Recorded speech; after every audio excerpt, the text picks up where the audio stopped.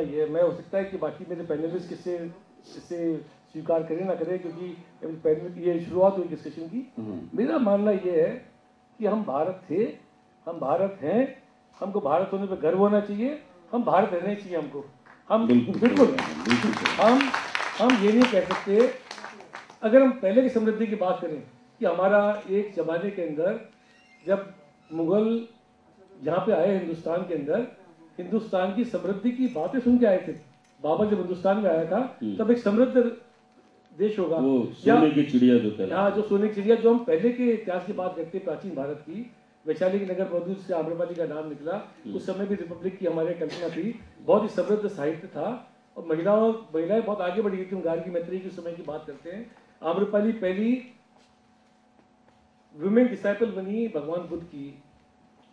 हम उस संस्कृति की बात करते हैं, इनकी सिविलाइजेशन की बात करते हैं, तो एक तो भारतवर्ष था या तो हम उस भारत की बात ये एक चीज और भी सवाल निकल के आ रहा है सर, मैं आपके पास आऊंगा, उससे पहले केवल एक लाइन में जानना चाहता हूँ कि आज का युवा इंजीनियरिंग की ओर बढ़ रहा है, MBA की ओर बढ़ रहा है, CA CS की ओर बढ़ रहा है, परंतु बहुत कम युवा ऐसे मिलते हैं जो संस्कृत में PhD करते हुए मिले या आयुर्वेदा में PhD करते हुए मिले।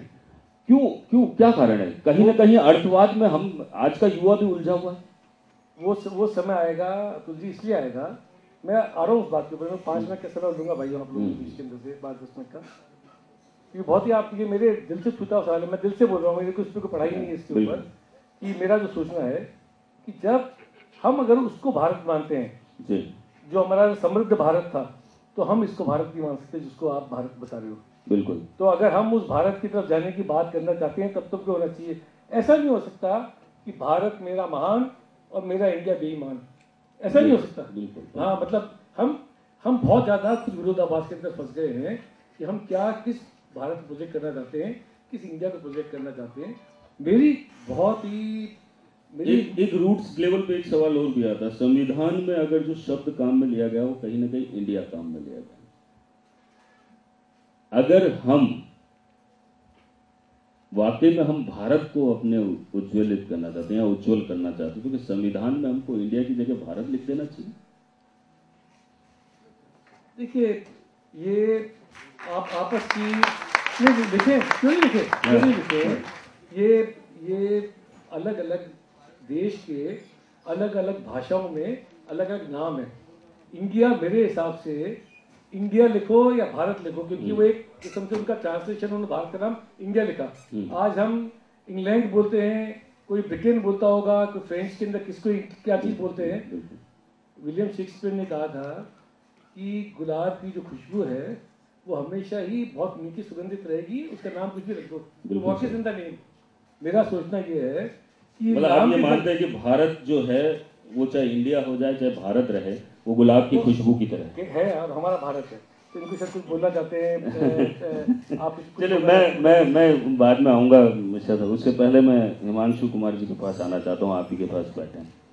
सर, बहुत सारी बात हुई, अभी आपने जिस तरीके से देखा, आप छत्तीसगढ़ के गांधी के रूप में जाने जाते हैं। एक बात बता दीजिए सर, क्या गांधी के समय का भारत आज वाकई में जिंदा है? देखिए, गांधी जी ने आज़ादी के वक्त में एक चेतावनी दी थी। गांधी और नेहरू का कंट्राडिक्शन कई बार सामने आता है, और मेरी समझ में एक मैं वही आना चाहता है कि गांधी कहते थे कि अंग्रेजियत जानी चाहिए, अंग्रेज भले ही रह जाए। नेहरू कहते थे कि अंग्रेज जाए, अंग्रेजियत रह जाए। और गांधी जब कहते थे कि अंग्रेजियत जाए तो उससे उनका आशय क्या था? गांधी कहते थे कि अगर अंग्रेजों के जाने के बाद आजाद भारत अंग्रेजों के विकास का मॉडल अपनाएगा तो भारत नष्ट हो जाएगा। वो कहते थे कि अंग्रेज तो लूटने आए थे।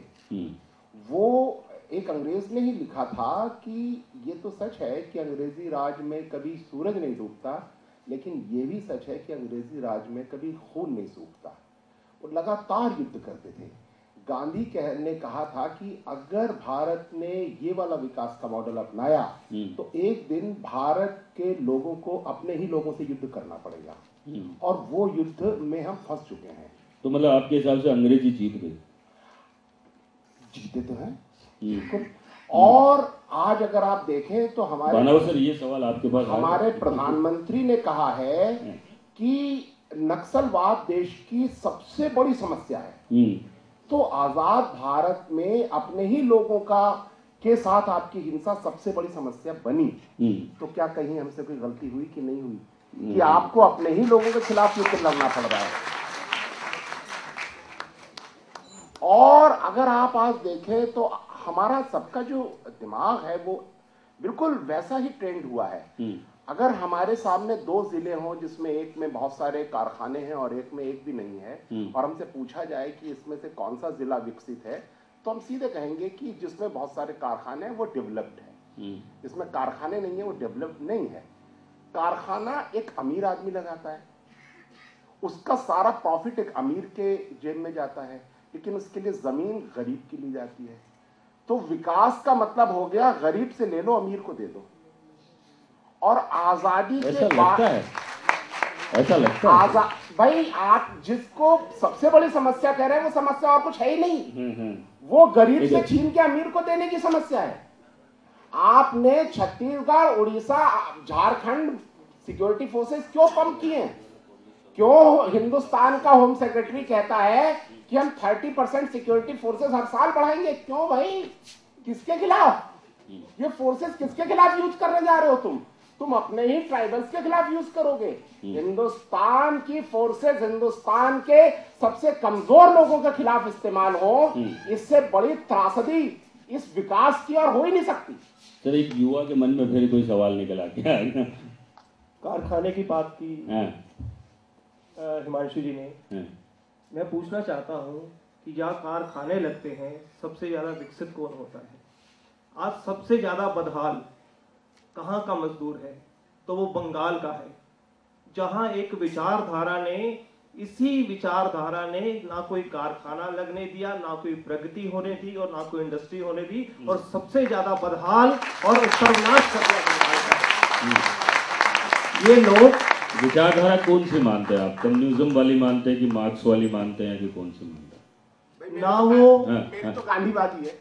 अच्छा, मैं तो गांधीवादी है। तो वो विचारधारा तो कहीं मना ही नहीं करती कि जो विचारधारा ट्राइबल्स के और उन लोगों के हाथ में, मासूम गांव वालों के हाथ में, जिन विचारों के पास 10 रुपए खरीदने के लिए कलम के पैसे नहीं थे, उनके हाथ में जो विचारधारा 10 लाख की बंदूक पकड़ा देती है, वो विचारधारा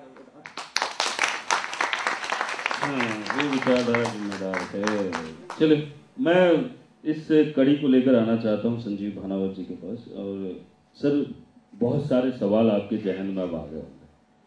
एक टीचर होने के नाते, एक पत्रकारिता जगत के अंदर कहीं ना कहीं भारत और इंडिया को शायद अभी तक वहीं भेदभाव की दृष्टि से देखा जा रहा है। अखबारों में भी, चाहे हम प्रिंट मीडिया में देख लें, चाहे विजुअल मीडिया में देख लें, कहीं ना कहीं अभी भी वही तस्वीरें दिखाई जा रही है जो भारत और इंडिया में भेद करती है। क्या लगता है आपको? देखिए अतुल जी, मैं राजीव जी की बात पे समर्थन करूंगा। मुझे लगता है कि ये शब्द भी हमने गढ़ लिए हैं, इंडिया और भारत। जब हम भारत कहते हैं तो शायद अपने आप को एक ऐसी आत्मग्लानि का शिकार मानते हैं कि शायद हम पिछड़े हुए हैं, हमारे पास न्यूनतम सुविधाएं नहीं है। ये वही स्थिति है कि जब कोई वक्ता अच्छी हिंदी में बात करता है तो हम उसका मजाक उड़ाते हैं कि कैसी हिंदी बोल रहा है, हमें समझ में नहीं आती। और अंग्रेजी में बात करता है, बहुत अच्छी अंग्रेजी है, तो हम आत्मग्लानि के शिकार होते हैं कि हमें कुछ नहीं आता है। तो मुझे लगता है कि इस तरह का भेद करने की बजाय शायद प्रतीकार्थ इसका यह है कि आप ये कहना चाहते हैं कि इंडिया मतलब जिनके पास सारे साधन हैं, सुविधाएं हैं, भारत जो विपन्न है। देखिए सर, इंडिया के दो मायने हैं। इस भारत में इंडिया के दो मायने हैं। बहुत अच्छी फ्लुएंट इंग्लिश बोलता हूँ, क्योंकि आज भी जब मैं हिंदी में कमेंट्री करता हूँ तो लोग मुझे बड़ी हिराकत की नज़र से देखते हैं। वो कहते हैं यार क्या है, why don't you speak in English? मैं बोलता हूँ कि नहीं, मैं बोल सकता हूँ, आपके बराबर बात कर सकता हूँ। पहले तो अपने को इसी भ्रम को तोड़ना चाहिए। हाँ, इंडिया और भारत नहीं। और दूसरा जो यहाँ पे इंडिया का और भारत के बीच का डिफरेंस वो है कि आपके पास कितनी बड़ी लग्जरी गाड़ी है, आप कितने ऐशो आराम से रह रहे हैं, कितने बड़े फ्लैट में रह रहे हैं, कितने बड़े मकान में रह रहे हैं।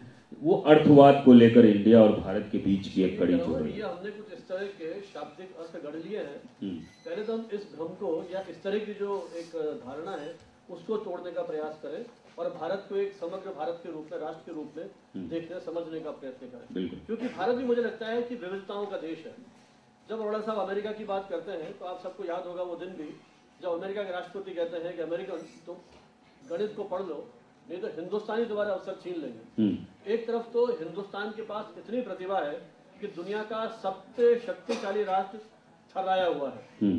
दूसरी ओर जहां आपने भी फिल्म दिखा करके बात की कि न्यूनतम सुविधाएं नहीं है, आज उन्हीं इलाकों से पढ़ने वाला बच्चा राष्ट्रीय स्तर की परीक्षाओं के अंदर पोजीशंस लेकर के आ रहा है ना।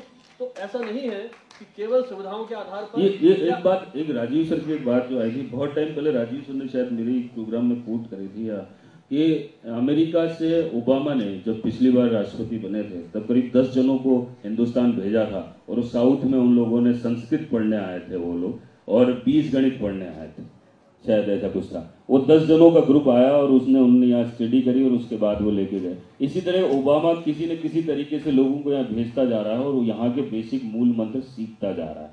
तो कहीं ना कहीं हम वाकई में वही बात है कि अमेरिका अपने आप को अमेरिका कहलाता है, वहां कोई दूसरा नाम नहीं है, ठीक है। पर हिंदुस्तान एक ऐसी जगह है जहां पे कि हम खुद देशवासी अभी तक यह वो नहीं कर पा रहे कि हम वाकई में हम अपने मूल मंत्रों पे काम कर रहे हैं या नहीं कर रहे हैं, या ऊपरी सतह पे जी रहे हैं। मेरा मानना है ये देश इतना बड़ा देश है, यहाँ की संस्कृति में इतनी विविधता है, यहाँ की परंपराओं में इतनी विविधता है, इसके बावजूद कितनी ही बाह्य ताकतें हमारे देश पर आई, आक्रमण किए, ये समय इस बात का गवाह है कि हमने हमारी उस मौलिकता को कहीं न कहीं बचा करके रखा।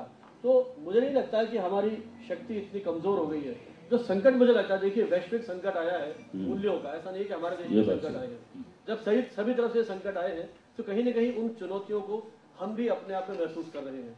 इस देश में मुझे नहीं लगता कि संसाधनों की कमी है, इस देश में संसाधन आवश्यकता है, उन संसाधनों का अधिकतम ईमानदारी प्रामाणिकता के साथ उपयोग किया जाए। तो मुझे लगता है कि बजाय दूसरी तरफ देखने के, क्या हम इस बात पर कहीं न कहीं विचार मंथन कर सकते हैं, इस राष्ट्रीय अस्मिता को बनाए रखने के लिए, इस राष्ट्र के मान सम्मान को बनाए रखने के लिए, इस राष्ट्र के विकास की दौड़ में अपने आप को कहीं मुख्य धारा के साथ जोड़ करके हम पूरी कर्तव्य निष्ठा कार्य संस्कृति के साथ काम करें। मुझे लगता है कि संसाधनों की कमी है, ना पैसे के स्तर पर, ना टैलेंट के स्तर पर कहीं कोई कमी नहीं है। आवश्यकता है उस विल पावर की, उस विल पावर को, क्योंकि जो कुछ देश का नुकसान भला करना था एक पीढ़ी कर चुकी है। जब देश को आजादी मिली थी एक पीढ़ी ने बलिदान दिया था, अब ये हमारे सामने युवा बैठे हुए हैं। कल तो मुझे यही तकलीफ हो रही है कि इतना महत्वपूर्ण विषय, युवाओं से जुड़ा हुआ विषय, इस संस्थान में हजारों विद्यार्थी पढ़ते हैं, मुश्किल से 30, 40, 50 विद्यार्थी, तो क्यों नहीं वो उतना सजग अपने, जब हम अधिकार की बात करते हैं तो कहीं न कहीं क्या हम हमारे कर्तव्यों के बारे में सोच सकते हैं कि क्योंकि समाज आपका है, भविष्य आपका है, इस जो भविष्य हमारा है इसको बचाए रखने के लिए हम किस तरह से जिन लोगों ने इसको नष्ट किया है उनसे कहीं न कहीं हिसाब मांगने की कोशिश करें। वो शक्ति जो है, वो चेतना जो है, मुझे लगता है कि वो कहीं न कहीं आनी चाहिए। जहाँ तक आप संचार माध्यमों की बात करते हैं, गांधी को तो आपने एक तरह से जिया है। गांधी का एक आलेख पूरे देश में हलचल मचा देता है उस दौर में जब इस देश का मुश्किल से 10% पाठक पढ़ा लिखा था। आज आप 75% के आसपास साक्षरता की बात करते हैं, लेकिन उतना असर क्यों नहीं हो पा रहा? संवेदनाएं मर गई ना सब।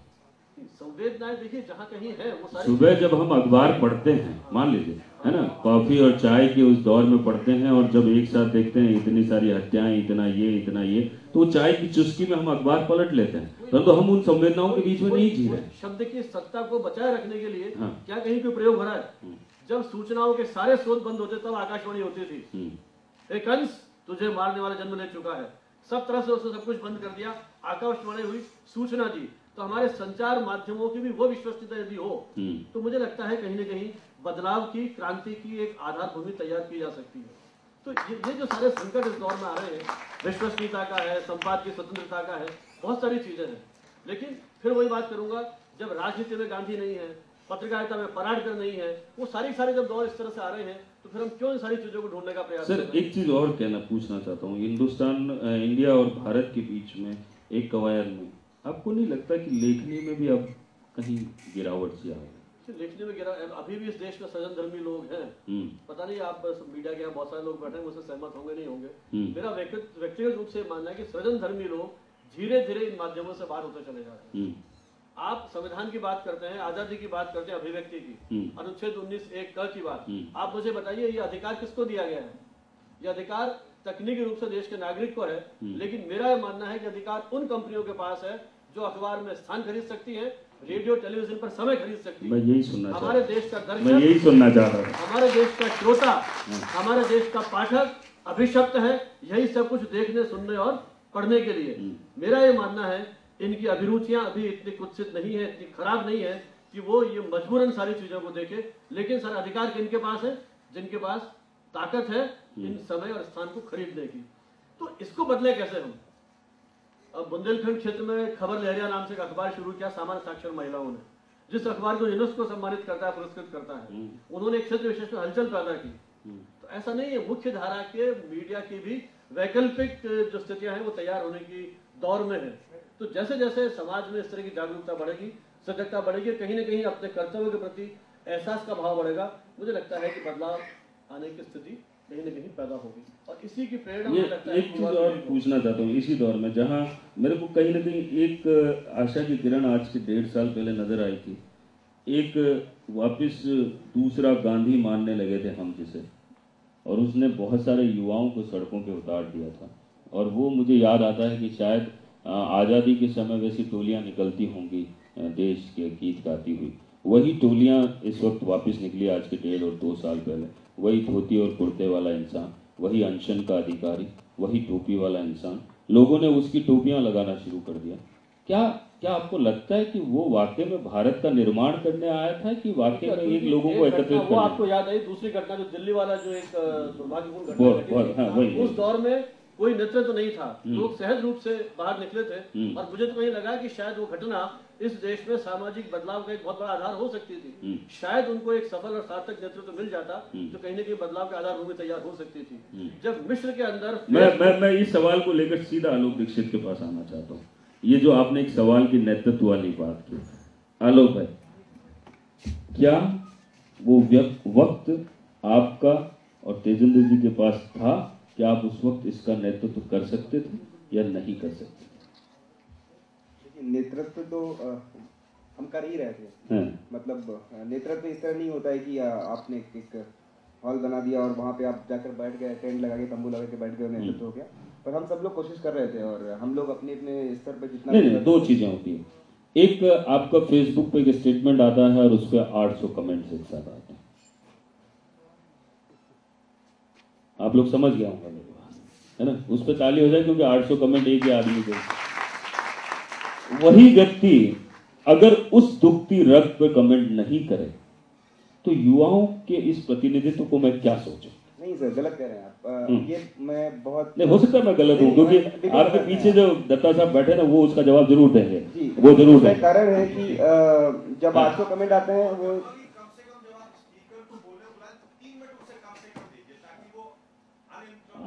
बिल्कुल, हाँ, धन्यवाद। नहीं, मेरे पास तो जवाब भी है और सवाल भी है। सवालों के जब मैं जड़ी लगाऊंगा तो शायद कहीं ना कहीं बहुत सारी चीजें निकल आएंगी, इसलिए आराम से रहने दीजिए उसको, हाँ चलने दीजिए। मेरे ख्याल से अगर हम इस बात पे बात कर रहे हैं कि इंडिया और भारत, मेरे ख्याल से मैं भी यही चाहूंगा, एक रिक्वेस्ट रहेगी कि मुझे 2-3 मिनट दिए जाए आराम से, ताकि कुछ पॉइंट्स बनाए थे मैंने, क्योंकि बहुत सारी बातें होती रही और फिर लग नहीं रहा था कि पहले बहुत समय तक लगता रहा कि कैसा टॉपिक है, क्या किया जाए इस टॉपिक में। तो कुछ बातें बनी जहाँ से शुरू कर रहे हैं कि अभी हमें लगता है कि एक दिन मैंने फेसबुक स्टेटस पे डाला था कि क्या भारत वो है जहाँ पर ऑनर किलिंग होती थी और इंडिया वो है जहाँ रेप होता है। ढेरों सारे कमेंट्स आए। मुझे लगता है कि वो इंडिया ज़्यादा बेहतर है जहाँ पर रेप होते हैं और बाद में रेप पर प्रोटेस्ट भी होते हैं। क्यों होते हैं इस बारे में आगे बात करेंगे, अगर टोकेंगे नहीं तो शायद कुछ बातें कर पाऊंगा। बिल्कुल। कल जब हम लोग आ रहे थे, हम और सर आ रहे थे, दोनों लोग साथ में आए, तो हम लोगों ने इंडिया भी देखा और भारत देखा। एक रेलवे स्टेशन पर सफाई हो रही थी, लोगों को हटाया जा रहा था, पुलिस वाले मार रहे थे, मार के लोगों को हटा रहे थे। उन्हें पता था किसको मारना है, वो सबको नहीं डंडे नहीं मार रहे थे, पर वो देख रहे थे किसको डंडे मारने चाहिए, उसको डंडे मार रहे थे। और लगातार तो ये इस बात पे सर से बात हुई, उन्होंने कहा कि स्टेट इस तरह काम करता है, स्टेट को पता होता है कि किसके साथ कैसे बिहेव करना है। तो बात यहीं से शुरू हो जाती है कि जब हम भारत और इंडिया की बात करते हैं तो पता नहीं क्यों हम ऐसा दिखाते हैं कि भारत का मतलब बड़ा गरीब भारत है, इंडिया का मतलब बड़ा अमीर इंडिया है। और फिर हम अभी बात हो रही थी कि सोने की चिड़िया थी, मतलब भारत पूंजीवादी था, सोना ही सोना था, पूंजीवाद। और पूंजीवाद कहीं से भी अच्छा नहीं होता। आप सब पूंजीवाद को क्रिटिसाइज करते हैं, अमेरिका की बात करते हैं, बोलते हैं अमेरिका बड़ा खराब देश है, पूंजीवाद है, ये है वो है, वेस्टर्न कल्चर से आए हैं। और अभी हम पूंजीवादी देश की के गुणगान गाते हैं, सोने की चिड़िया करती थी बसेरा, भारत देश है मेरा। समझ में नहीं आता आप हैं किसकी तरफ। अगर आप पूंजीवाद को बेहतर मानते हैं तो फिर तो आप उस तरफ जा रहे हैं, अच्छा है। और सोने की चिड़िया को अगर आप गलत मानते हैं तो आप क्रिटिसाइज कीजिए कि हमारा भारत वो था जब राम का जमाना था, जब सीता के साथ सीता को अपना लॉयल्टी टेस्ट देना पड़ता था, जब द्रौपदी के साथ बदतमीजी होती थी सरेआम, जब महिलाओं के साथ इज्जत नहीं थी। जब अभी मैंने भारत के बारे में पढ़ने लगा था, भारत का नाम कैसे भारत पड़ा, थोड़ा ढूंढ रहा था तो पता चला कि राजा भारत है। एक कई सारे रीजन मैंने कुछ नोट्स किए हैं, जरूर अच्छा होता है नोट्स बना लिए जाए। तो एक उसमें कई सारे कारण थे। एक था कि तमिल नाम है, मतलब तमिल में जो है भारत का मतलब हिंदू राष्ट्र है, ऐसा बताया गया। दूसरा ये कि वेदों में भी मंत्र है, भारत का वेदों में भी नाम आता है कि एक मंत्र है जिसमें कहा गया कि अगर इस मंत्र को बार बार जपेंगे तो जो सौगढ़ हमारा भारत है उसका बड़ा भला होगा, तो उसमें भी भारत नाम एक बार आता है। ठीक है, गीता में भी भारतवर्ष का उल्लेख है। इसके अलावा राजा दुष्यंत और शकुंतला की कहानी ज्यादा फेमस है कि राजा दुष्यंत थे, शकुंतला थी और उनके पुत्र का नाम भारत था। तो वो भी बड़ी इंटरेस्टिंग स्टोरी है। जो शकुंतला थी वो विश्वामित्र और मेनका की पुत्री थी। विश्वामित्र तपस्या कर रहे थे, मेनका उनको आई सेड्यूस करने, तो मेनका और उनके बीच में कुछ संबंध बने और इसके बाद शकुंतला का जन्म हुआ। और बाद में शकुंतला को मेनका छोड़ के चली गई। मेनका को स्वर्ग जाना था, वो यहाँ नहीं रह सकती थी, तो और बच्चे को लेने को तैयार नहीं थे विश्वामित्र, तो उन्होंने बच्चे को कहीं रास्ते में छोड़ दिया और उसको पक्षियों ने पाला और इसके बाद किसी ने देख लिया, एक ऋषि ने, वो उनको साथ में ले आया।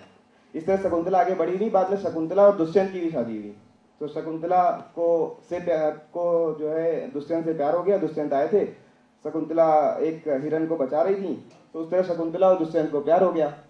और शकुंतला और दुष्यंत के बीच में भी यही हुआ कि दुष्यंत फिर वापस चले गए, कुछ कैपिटल में कुछ बवाल हो गया तो वापस चले गए भाई, वहाँ कुछ प्रोटेस्ट वगैरह हो रहे होंगे। तो इसके बाद दुष्यंत ने उनको एक अंगूठी दी थी कि ये अंगूठी लेके आना, इससे पहचान लेंगे।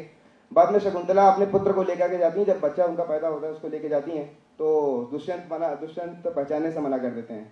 अंगूठी इनकी रास्ते में कहीं खो जाती है, तो बड़ी दिक्कत होती है, मतलब बहुत निराश होकर के वापस लौट आती हैं। फिर एक नाविक वो अंगूठी दे देता है उसको, कहीं नाविक को अंगूठी मिलती है, इस तरह फिर बाद में कर लेते हैं। और बाद में जो राजा भरत होते हैं वो चक्रवर्ती सम्राट थे,